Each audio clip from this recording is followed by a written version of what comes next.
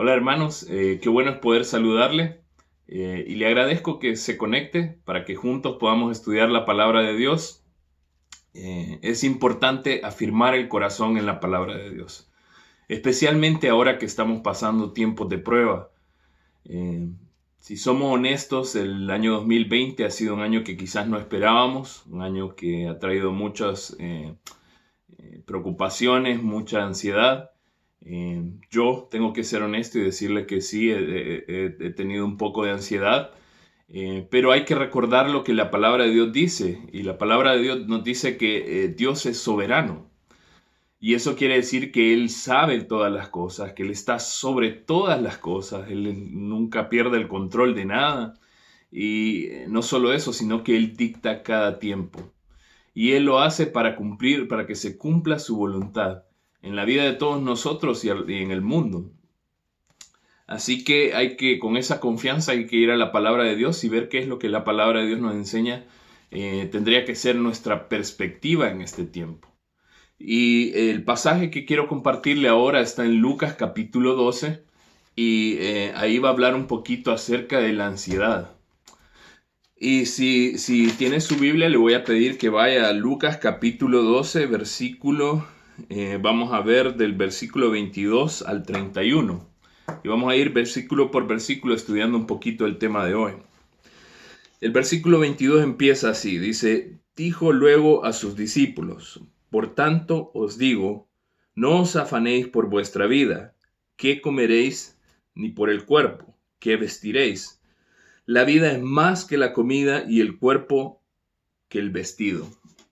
Y acá empieza hablando un poquito del afán o de la ansiedad, la preocupación. Y obviamente la Biblia es muy clara y dice, por nada estéis afanosos. Acá dice, no os afanéis por vuestra vida. O sea, no es la voluntad de Dios que esté en nosotros esta preocupación excesiva. Y eso es la ansiedad. La ansiedad es una preocupación excesiva por cosas que pueden ser reales o cosas imaginarias. Pero las características de la ansiedad son que es algo que es constante, que es algo que distrae, algo que lleva a perder el control de las emociones y es un estado mental y emocional destructivo. La palabra de Dios habla de la ansiedad y es interesante que la raíz de esta palabra en el griego se encuentra, por ejemplo, se usa en Mateo capítulo 12, versículo 25 y 26, y ahí se traduce como dividido. Ahí, si usted se acuerda, los fariseos están acusando a Jesús de que él echaba a los demonios por el poder de Belcebú. Y Jesús les dice así, todo reino dividido contra sí mismo es asolado, y toda ciudad o casa dividida contra sí misma no permanecerá. Y si Satanás echa fuera a Satanás, contra sí mismo está dividido. ¿Cómo pues puede permanecer su reino? Y esta palabra dividido habla de como cuando algo está siendo tirado o atraído en diferentes direcciones. Acá dice, ¿verdad? ¿Cómo puede Satanás echar demonios? O en el versículo 20, perdón, el versículo 26 dice, y si Satanás echa fuera a Satanás, contra sí mismo está dividido. O sea que algo que está dividido porque está siendo tirado en diferentes direcciones no puede permanecer. Y un poco de esto habla la ansiedad, o sea, es algo que nos tira en diferentes direcciones, diferentes cosas que nos pueden estar preocupando y por lo tanto nos aleja de la palabra de Dios, nos aleja de la voluntad de Dios, hace que la palabra de Dios sea infructuosa en nuestros corazones. Eh, si usted, por ejemplo, va a Mateo capítulo 13, versículo 22, ahí está hablando, si usted se acuerda, ahí estaba hablando Jesús de la parábola del sembrador. Y aquí le está explicando la parábola del sembrador a sus discípulos. Y el versículo 13-22 dice, el que fue sembrado entre espinos, este es el que oye la palabra, pero el afán de este siglo y el engaño de las riquezas ahogan la palabra y se hace infructuosa. Entonces el mismo concepto, está hablando de que la ansiedad en el corazón es destructiva, especialmente en el corazón del creyente, porque hace a la palabra de Dios infructuosa. La preocupación excesiva por las cosas, por las situaciones de este mundo, llegan a apartar al creyente de la voluntad de Dios. Entonces tenemos que ser honestos en cuanto a si hay ansiedad en nuestro corazón y a ver qué es lo que dice la palabra, ¿no? Cómo podemos lidiar con la ansiedad. La ansiedad nos distrae de la realidad, nos distrae de la palabra de Dios. Y fíjese lo que dice el versículo 23. Dice que la vida es más, ¿verdad? La vida es más. Exactamente dice, la vida es más que la comida y el cuerpo que el vestido. O sea que la ansiedad nos llega a cambiar de tal manera que tenemos una perspectiva incorrecta de la vida, ¿verdad? En vez de enfocarnos por las cosas eternas, las cosas que importan, las cosas que tienen valor eterno, nosotros nos enfocamos por en las cosas temporales. Entonces el versículo 23 tiene que recordarnos y decirnos, la vida es más, es mucho más que la comida, es mucho más que el vestido. Pero la ansiedad nos hace que nos enfoquemos solamente en eso. Pero ¿cómo entonces tenemos una perspectiva correcta? Bueno, yo le invito a que vea ahí el versículo 24. De acá en adelante el Señor le va a dar a sus discípulos dos ejemplos de la naturaleza. Es posible que el Señor estaba afuera con sus discípulos, no en el medio del campo, y viendo las cosas que están alrededor les da el ejemplo de los cuervos y de los lirios. Pero lo que realmente el Señor está haciendo es que va a llevarnos a considerar tres cosas puntuales, y eso es lo que vamos a estudiar esta mañana. Lo primero, el versículo 24 dice, considerad los cuervos, que ni siembran, ni ciegan, que ni tienen despensa ni granero, y Dios los alimenta. ¿No valéis vosotros mucho más que las aves? Y acá el ejemplo de los cuervos. Y si usted ha leído la palabra de Dios, los cuervos son bastante importantes, se mencionan varias veces en la palabra de Dios. Por ejemplo, el cuervo fue el primer animal que salió del arca de Noé. También vemos que los cuervos, Dios mandó a los cuervos a que alimentaran al profeta Elías por mucho tiempo, mostrando ahí la provisión de Dios. Pero en el Levítico se habla de que los cuervos eran animales inmundos. Es decir, los cuervos comen carroña y por lo tanto los judíos no podían tocarlos, no podían comerlos, eran animales que se consideraban inmundos. Pero acá dice que Dios alimenta a los cuervos. Específicamente habla de los cuervos. Esta enseñanza se repite también ahí en Mateo 6. Y en esa ocasión el Señor solo dice las aves, Dios alimenta a las aves. Pero en esta ocasión Él dice de los cuervos. Entonces de lo que está hablando es de la misericordia de Dios. Es decir, que Dios alimenta a ese animal que no hace nada por sí mismo y también que se considera inmundo, pero el Señor toma cuidado de él. Y creo que nosotros tenemos que reflexionar mucho y considerar, parar, porque eso es lo que significa la palabra considerar, ¿verdad? El poder parar y meditar acerca de quién es Dios. El problema de la ansiedad es que a veces nos enfocamos demasiado en nosotros mismos y no paramos y pensamos en quién es Dios. Y acá esto nos enseña que Dios es un Dios misericordioso. Dios no nos da las cosas por lo que nosotros somos o no somos. Él fielmente y misericordiosamente nos da la provisión cada día. Y si se acuerda del profeta Jeremías, por ejemplo, dice, nuevas son tus misericordias, ¿verdad? Cada mañana. El Señor es misericordioso, pero el Señor también es fiel. Fíjese que Dios no creó al cuervo y le dijo, bueno, yo ya te creé, ahora arreglate por ti mismo y ve cómo sobrevivís. Sino que dice que Dios le da la provisión cada día a este animalito que Él creó. Es decir, el Señor provee para los suyos. El Señor no se olvida de nosotros. A veces quizás podemos pensar que Dios nos salvó ¿verdad? Mostró su misericordia en el momento de la salvación, pero que después se olvidó de nosotros, especialmente cuando estamos yendo en momentos de prueba, pero el Señor nunca se olvida de nosotros. Es Él el que nos sustenta. Él es el sustentador de todas las cosas. Ni respirar ni ningún latido de su corazón podrían ser posibles si el Señor no estuviera sustentando su vida. Entonces tenemos que recordar quién es Él. Él es soberano. Él determina que el cuervo no tiene que tener alacena y no tiene que ir cada día por su alimento. Y tenemos que recordar que en los tiempos de prueba el Señor es soberano. Él sabe exactamente lo que está haciendo y por qué lo está haciendo. Y sus propósitos se cumplen en nuestra vida y en la vida de todas las personas alrededor nuestro. Pero somos nosotros los que tenemos que realmente entender que Dios es soberano y buscar el estar dentro de su voluntad aún en medio de los tiempos de prueba. Y es también importante que entendamos que el Señor nos ama.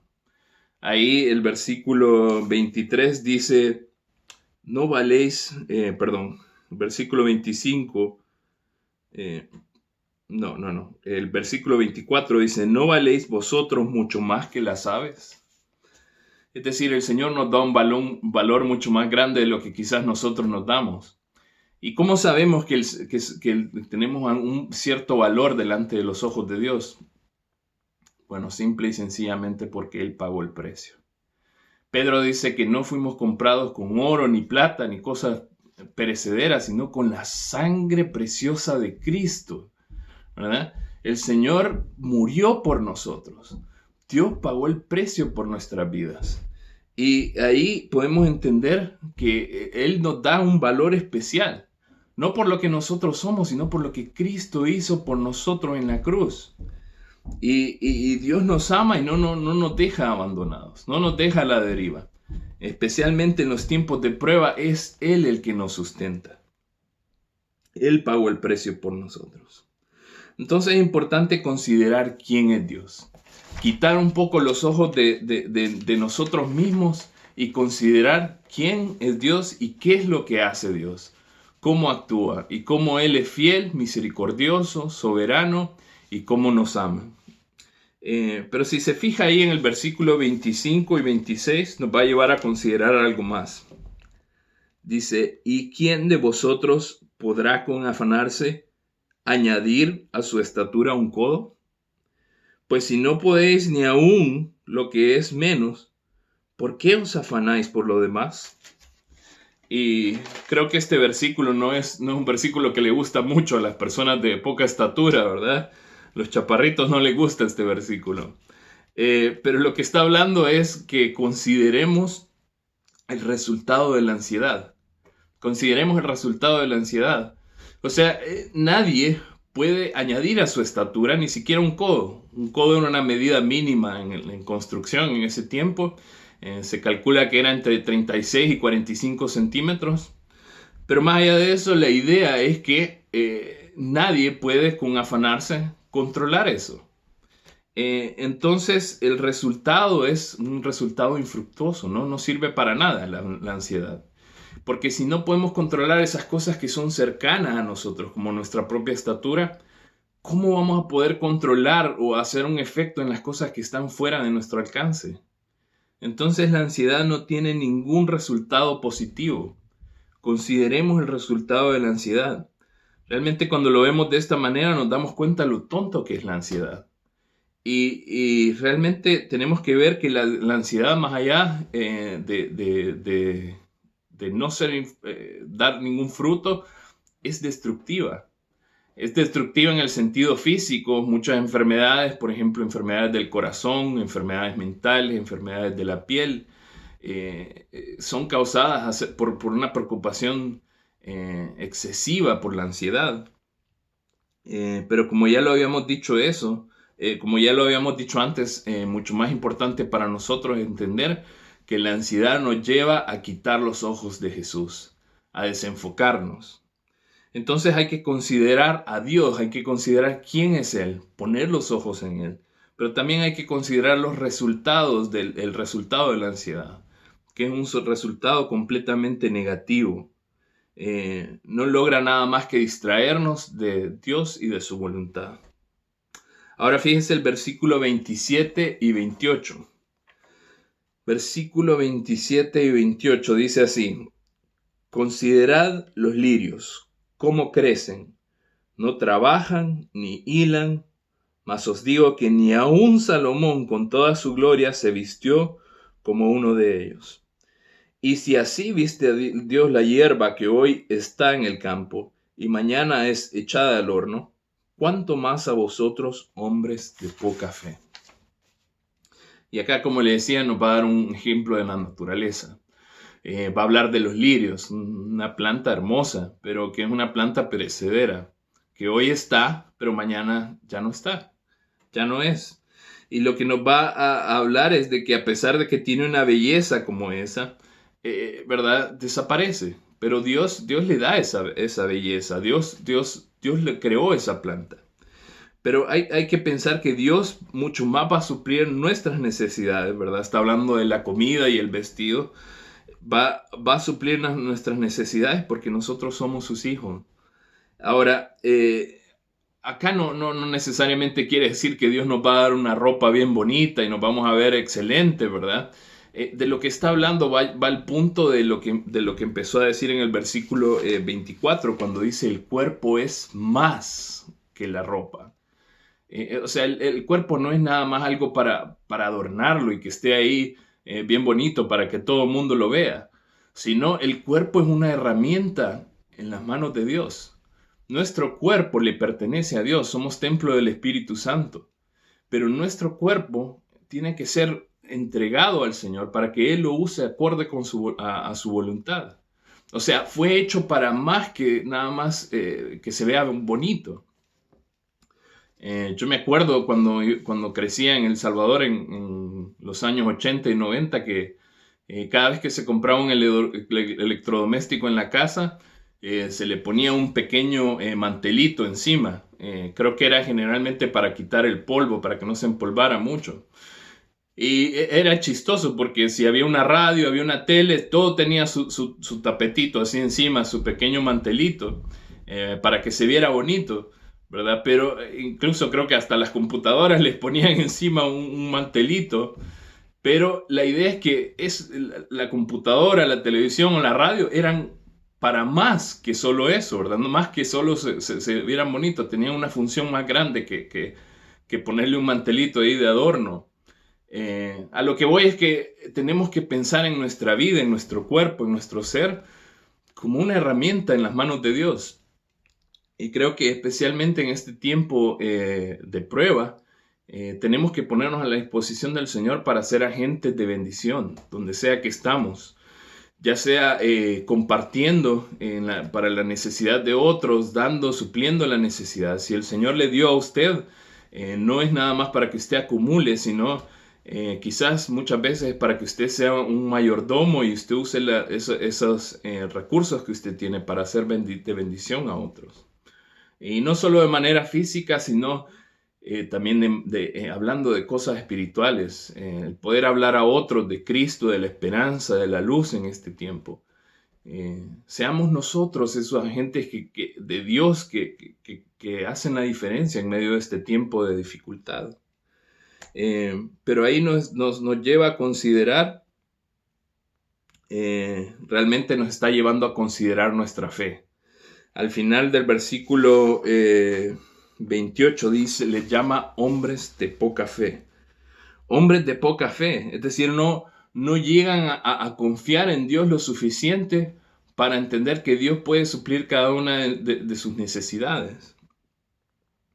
Y tenemos que entender que lo importante de la fe no es, no es una cantidad o un poder que nosotros tenemos. Lo importante de la fe es dónde está puesta la fe.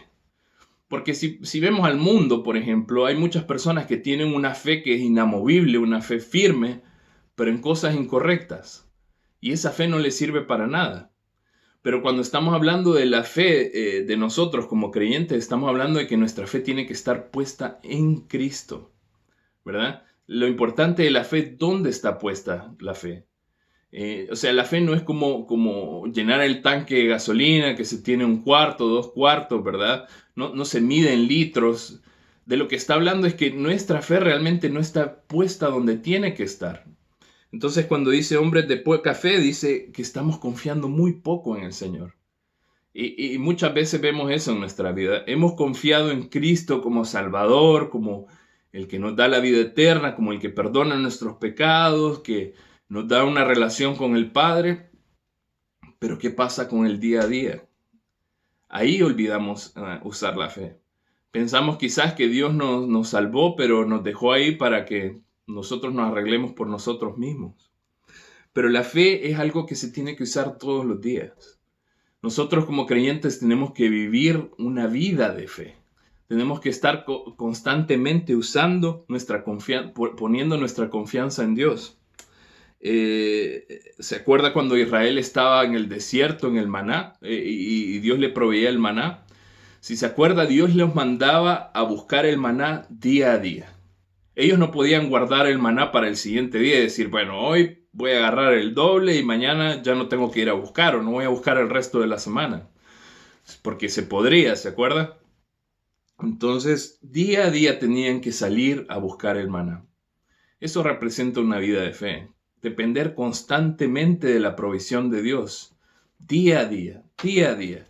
Muchas veces quisiéramos tener una vida fácil en la que no tenemos que preocuparnos durante del día de mañana, ¿verdad? Pero una vida fácil es una vida sin fe. Una vida sin fe es una vida sin Dios. Entonces, tenemos que poner en uso nuestra fe. No preocuparnos, sino usar la fe. Confiar en Dios. Si usted se acuerda del Padre Nuestro, dice, el pan de cada día, dánoslo hoy, ¿verdad? Eso muestra una fe activa que está constantemente buscando la provisión, confiando en Dios para todo. Entonces nuestra fe tiene que ser activa. La ansiedad es enemiga de la fe. La ansiedad es contraria a la fe. La ansiedad es poner la fe en nosotros mismos, en lugar de ponerla en Dios. Entonces nos ha llevado a considerar varias cosas. Nos ha llevado a considerar quién es Dios. Ver cómo Dios es fiel, cómo Dios provee y cómo Él nos da un valor mucho más allá de lo que tiene cualquier cosa en la creación, porque Cristo murió por nosotros. Nos ha llevado a considerar lo tonto que es la ansiedad, que no tiene ningún resultado positivo. El resultado de la ansiedad es un resultado destructivo. Y también nos ha llevado a considerar cuál es nuestra fe. Es decir, que si nuestra fe está puesta en Él o si está puesta en nosotros mismos. Y ahora vamos a movernos al versículo 29 al 31. Dice ahí, vosotros pues no os preocupéis por lo que habéis de comer, ni por lo que habéis de beber, ni estéis en ansiosa inquietud, porque todas estas cosas buscan la gente del mundo. Pero vuestro Padre sabe que tenéis necesidad de estas cosas. Mas buscad el reino de Dios y todas estas cosas os serán añadidas. Y acá va a cambiar un poquito el énfasis. Y el énfasis acá está en que nos tenemos que reenfocar, ¿verdad? Tenemos que reenfocarnos e ir tras aquellas cosas que valen la pena. Tras aquellas cosas que son eternas, aquellas cosas de Dios, aquellas cosas que sí tienen valor para la eternidad. Y repite acá, dice, no os preocupéis, no hay ansiedad en vuestros corazones. Y dice, ¿por qué? Porque estas cosas buscan la gente del mundo. Y acá la palabra buscar no está hablando de como cuando uno va al supermercado a buscar algo que se le olvidó, ¿verdad? Una libra de arroz, qué sé yo. Acá buscar habla de entregar la vida para alcanzar algo. O sea, disponer la vida, entregar la vida para poder alcanzar algo. Nosotros a veces decimos, bueno, alguien buscó la carrera de medicina. Y lo que queremos decir con eso es que esa persona tenía una vocación y decidió entrenarse y decidió dar su vida, ¿verdad? Para desempeñarse en el campo de la medicina. algo que requiere mucha devoción y entrega. Entonces acá dice que la gente del mundo buscan esas cosas, las cosas materiales. Y lo que tenemos que entender es que algo que puede empezar como ansiedad o como una preocupación excesiva, se llega a convertir en avaricia. Y esa avaricia nos lleva a dar nuestra vida por cosas materiales, a entregar nuestra vida a la búsqueda, ¿verdad?, de cosas que son perecederas, cosas materiales que no tienen ningún beneficio eterno. Entonces nos da una advertencia y nos dice, estas cosas buscan las personas del mundo, ¿verdad? No os preocupéis, que no hay ansiedad, porque si no vas a encontrarte a vos mismo yendo tras esas cosas y desviándote, y en vez de estar siguiendo al Señor, vas a estar siguiendo todas las cosas que estas personas buscan, ¿verdad? Entonces dice ahí, es una advertencia para que no nos alejemos de Dios. Pero el versículo 31 me gusta porque complementa lo que recién dijo. Dice, no busquéis esas cosas que buscan las cosas del mundo, las personas del mundo. Y el versículo 31 dice, más buscad el reino de Dios. Más buscad el reino de Dios y todas estas cosas os serán añadidas. Acá nos está poniendo en el camino correcto, ¿verdad? No buscar las cosas materiales, sino buscar aquello que es de Dios, las cosas espirituales. Y creo que tenemos que entender bien este versículo, porque quizás hay algunos que lo leen y lo entienden de esta manera. Dicen, buscad el reino de Dios para que estas cosas os sean añadidas. Y eso no es lo que dice el versículo. Si yo lo leo así, el versículo, lo que estoy diciendo es que yo tengo que buscar a Dios para que Dios me dé cosas. O sea que el fin de buscar a Dios es que Dios me bendiga y que me dé cosas materiales. Y eso no es lo que está diciendo este versículo. Si usted lo busca en Mateo 6:33, dice, buscad primeramente el reino de Dios. O sea, el énfasis es, Dios está primero. La prioridad tiene que ser Dios. Dios está sobre encima de todas las cosas. Las demás cosas son nada más añadidura. Son algo que es secundario. Algo que sí tenemos necesidad, pero realmente es algo que el Señor se encarga de eso y no tiene que distraernos y es algo nada más secundario. Hay que recordar que nosotros nada más estamos de paso en este mundo, que ninguna de esas cosas materiales nos vamos a llevar con nosotros. Lo único que nos vamos a llevar es aquellas cosas que hicimos para el Señor, si realmente tuvimos una vida en la que la dedicamos al Señor para hacer su obra, para hacer su voluntad. Entonces el énfasis está en poner a Dios primero. Este es el corazón del pasaje, este es el corazón de toda la enseñanza acá. A veces cuando estamos en medio de la ansiedad es porque hemos sacado a Dios del primer lugar en nuestra vida. Antes de este pasaje hay una parábola muy interesante que creo que es importante que leamos. Y habla de que había un hombre rico que vino a Jesús y le pidió que partiera la herencia de su hermano con él. Y Jesús le dice, ¿quién me ha puesto como juez entre vosotros, verdad? Y después le da a sus discípulos esta parábola que es muy importante. Fíjese ahí en capítulo 12, versículo del 16 al 21. Dice, también refirió una parábola diciendo, la heredad de un hombre rico había producido mucho. Y él pensaba dentro de sí, diciendo, ¿qué haré? Porque no tengo dónde guardar mis frutos.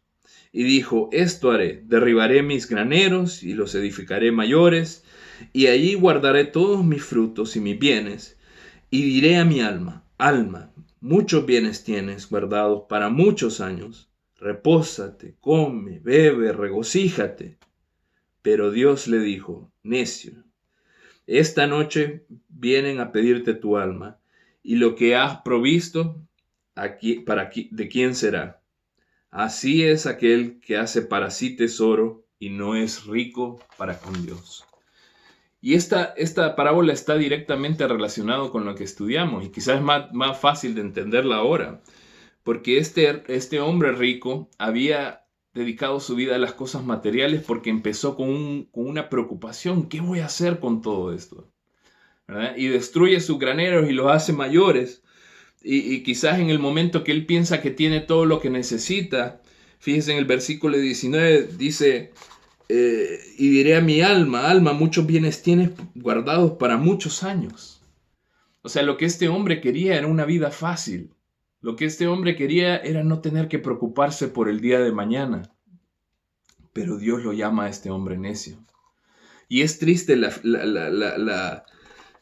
lista que él hace al final, porque dice que cuando llega a ese punto, dice, para muchos años, bienes tienes guardados para muchos años. Y fíjese la lista que hace.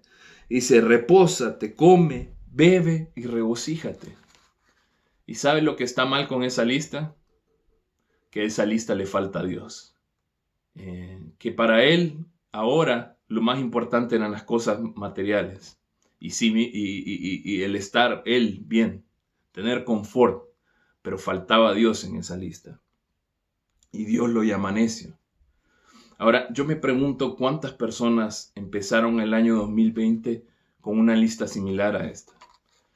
Pensando, este año yo me voy a ir de vacaciones, yo voy a gastar tiempo haciendo las cosas que me gustan, voy a salir a comer al restaurante, voy a hacer lo que me gusta, me voy a regocijar. Y ahora ya no están con nosotros.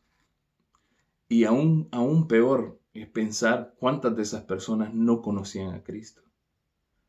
Y el Señor llama a este hombre necio. Es decir, desperdiciaste tu vida. Desperdiciaste cada minuto. Fuiste tras las cosas que no traen ningún fruto eterno. Y creo que esto nos tiene que llevar a la reflexión para buscar las cosas eternas, para ser ricos para con Dios. Ya somos ricos si tenemos a Cristo, pero tenemos cosas que el Señor predeterminó desde antes de la fundación del mundo, obras que Él quiere que hagamos para su gloria. Y cada una de esas cosas nosotros podemos traer honra y gloria a Dios. Y dediquemos nuestra vida para eso. Quizás un par de versículos que le quería decir ya para terminar es Filipenses 4, 6 y 7, que hablan de cuál tiene que ser realmente nuestra actitud cuando hay tiempos de ansiedad. Filipenses 4, del 6 al 7.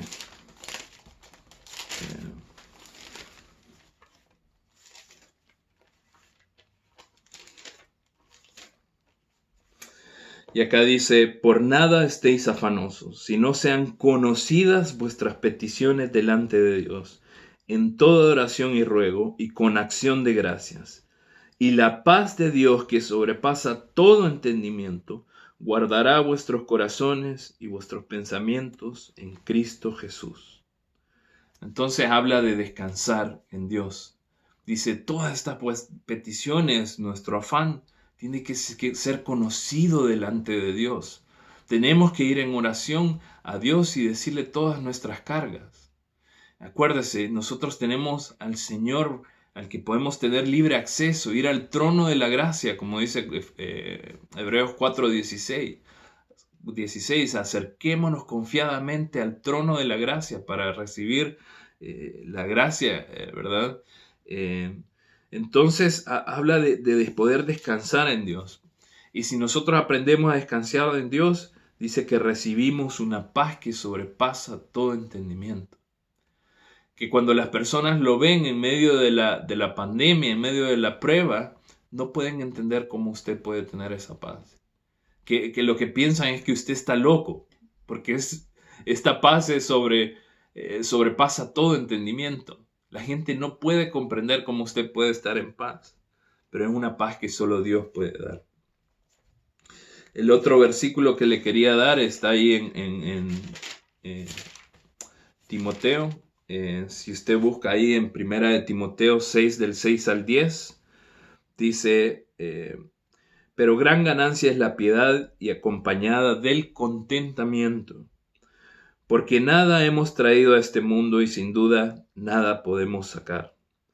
Así que teniendo sustento y abrigo, estemos contentos con esto, porque los que quieren enriquecerse caen en tentación y lazo, y en muchas codicias, necias y dañosas, que hunden a los hombres en destrucción y perdición, porque raíz de todos los males es el amor al dinero, el cual codiciando algunos se extraviaron de la fe y fueron traspasados de muchos dolores. Entonces, este versículo habla del contentamiento, de estar feliz con lo que Dios nos dio. Nada trajimos a este mundo y nada nos vamos a llevar. Lo único que vale es lo que podemos hacer para el Señor, lo que el Señor puede hacer en nuestra vida, el tiempo que pasamos con la palabra, conocer más a Dios, buscar dar la palabra a otros, ganar almas. Y eso es en lo que debemos dedicar nuestra vida. Entonces, hermanos, quería dejarles esto como meditación para el día de hoy. Espero que usted se esté fortaleciendo con la palabra y que esté confiando en ese Dios poderoso, la roca eterna que no nos deja desamparados. El Señor prometió que estará con nosotros hasta el fin del mundo. Muchos saludos, hermanos.